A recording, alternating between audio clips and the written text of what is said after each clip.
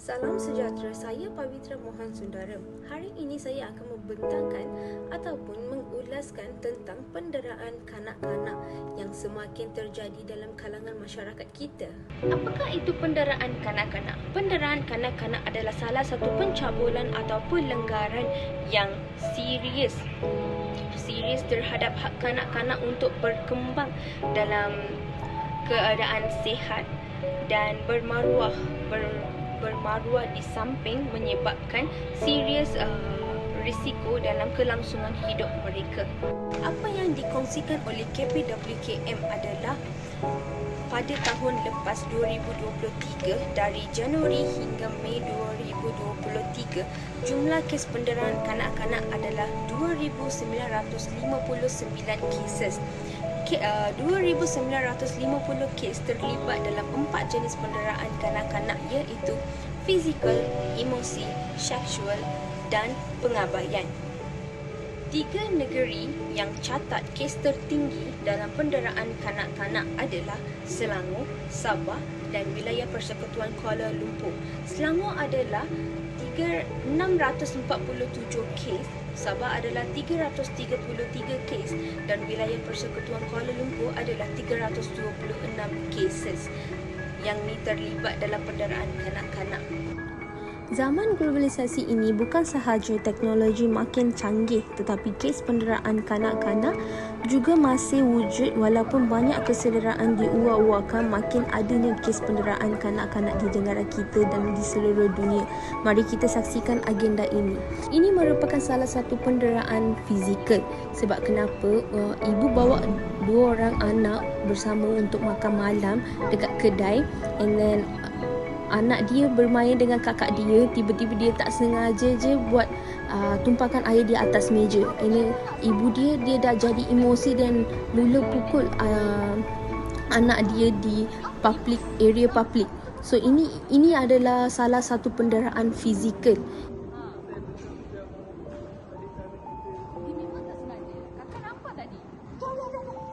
Nama saya Sukashni. Saya akan membentangkan pasal kesan kes penderaan kanak-kanak.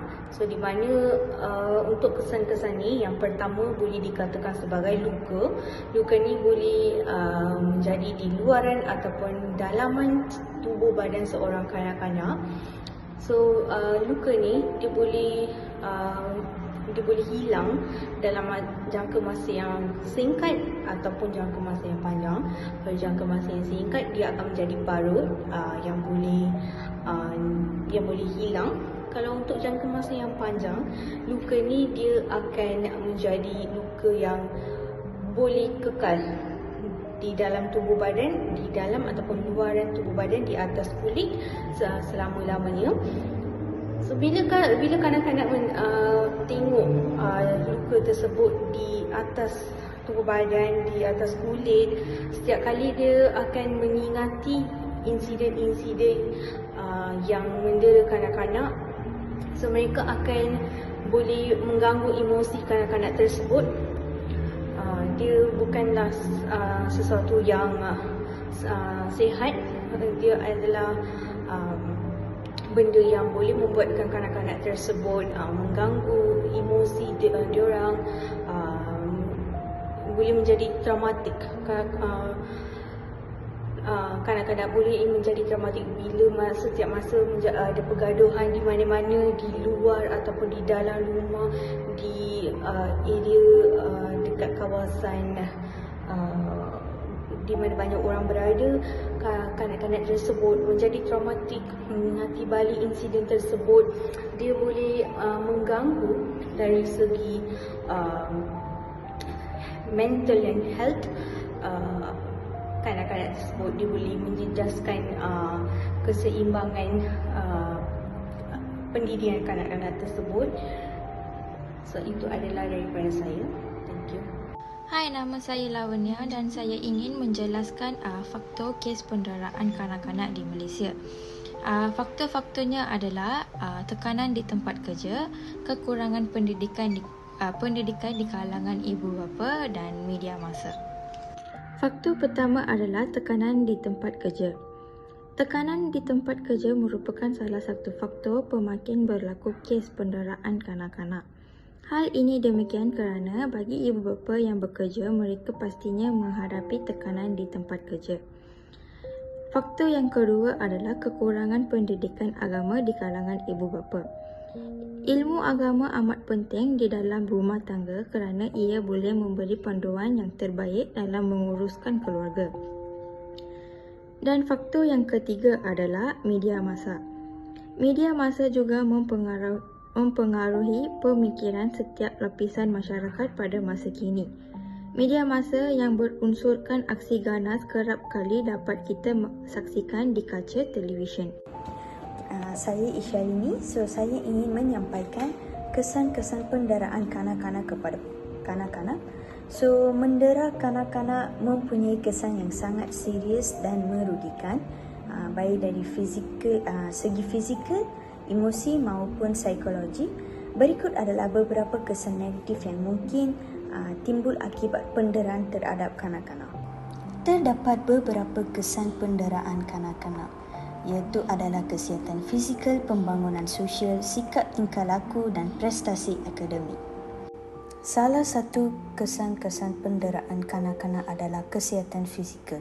Penderaan fizikal boleh menyebabkan kecederaan serius termasuk patah tulang, kecederaan otak, luka bakar dan kecacatan fizikal lainnya. Kecederaan yang berpanjangan atau kronik juga boleh berlaku akibat pendarahan yang berterusan. Pembangunan sosial adalah salah satu kesan penderaan kanak-kanak. Kanak-kanak yang dianiayai mungkin mengalami kesukaran dalam membina hubungan sosial yang sihat dengan rakan sebaya dan dewasa. Mereka mungkin menjadi kurang percaya diri dan cenderung untuk mengasingkan diri. Kesan ketiga adalah sikap dan tingkah laku. Kanak-kanak yang mengalami penderaan boleh menunjukkan tingkah laku yang agresif atau menarik diri.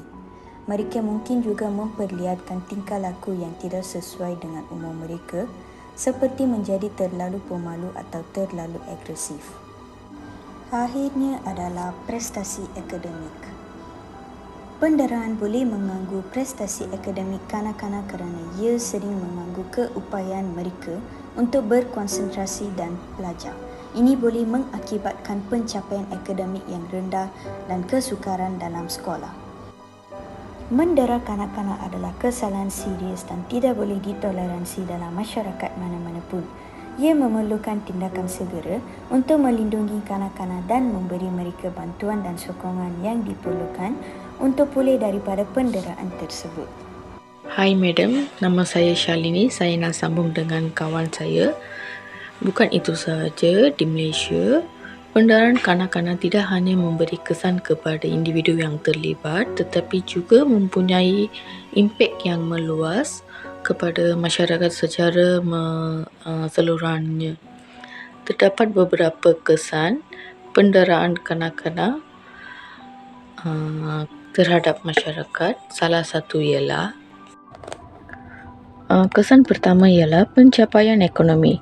Penderaan kanak-kanak boleh mengakibatkan masalah kesihatan fizikal dan mental yang serius yang memerlukan perkhidmatan kesihatan yang mahal. Ini boleh menyebabkan peningkatan beban kewangan kepada sistem kesihatan dan masyarakat secara keseluruhannya. Kesan kedua ialah keselamatan awam. Kanak-kanak yang mengalami penderaan berisiko lebih tinggi untuk menjadi penjenayah atau mangsa jenayah dalam masyarakat. Mereka mungkin menjadi pengembara jalanan, terlibat dalam penggunaan dadah atau terjebak dalam persekitaran yang berbahagia. Kesan yang akhirnya ialah sikap dan nilai masyarakat. Penderaan kanak-kanak menunjukkan kegagalan masyarakat untuk melindungi dan memelihara hak asasi kanak-kanak. Ini boleh memberikan kesan negatif terhadap sikap dan nilai masyarakat yang menyebabkan kehilangan kepercayaan dalam institusi dan otoriti yang berkaitan. Oleh itu, penderaan kanak-kanak bukan sahaja merupakan masalah individu tetapi juga merupakan masalah sosial yang memerlukan perhatian serius dari masyarakat dan pihak berkuasa. Langkah-langkah Pencegahan, perlindungan dan pemulihan perlu dilaksanakan untuk mengatasi impak negatif yang dihasilkan. Itu sahaja, Madam. Thank you. Hai Miss, nama saya Darshna Sri Sevanesen. Nama saya ialah Hannah Joseph dan kami akan menerangkan tentang langkah-langkah mencegahi penderaan kanak-kanak di Malaysia.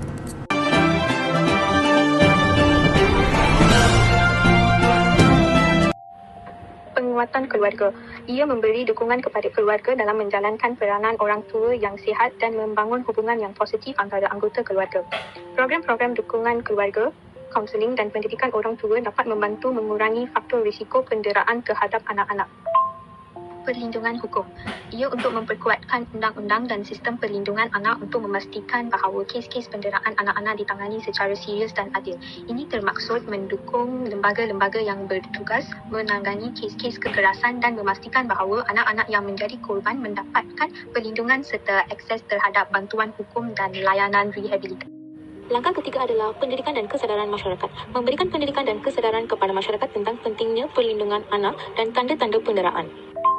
Langkah keempat adalah pelatihan untuk orang tua dan pengasuh. Menyediakan pelatihan kepada orang tua dan pengasuh tentang cara mendidik anak dengan aman dan teknik disiplin positif. Hai, nama saya Amuta. Saya berharap video kami akan mewujudkan kesedaran tentang kepentingan mengelakkan penderaan fizikal kanak-kanak. Kanak-kanak adalah harapan masa depan kita. Dan kita harus membentuk kanak-kanak yang cerdas untuk memiliki dunia yang lebih cerah. Marilah kita bersama-sama menghentikan penderaan kanak-kanak dan menjadi manusia yang lebih bertanggungjawab. Sekian, terima kasih.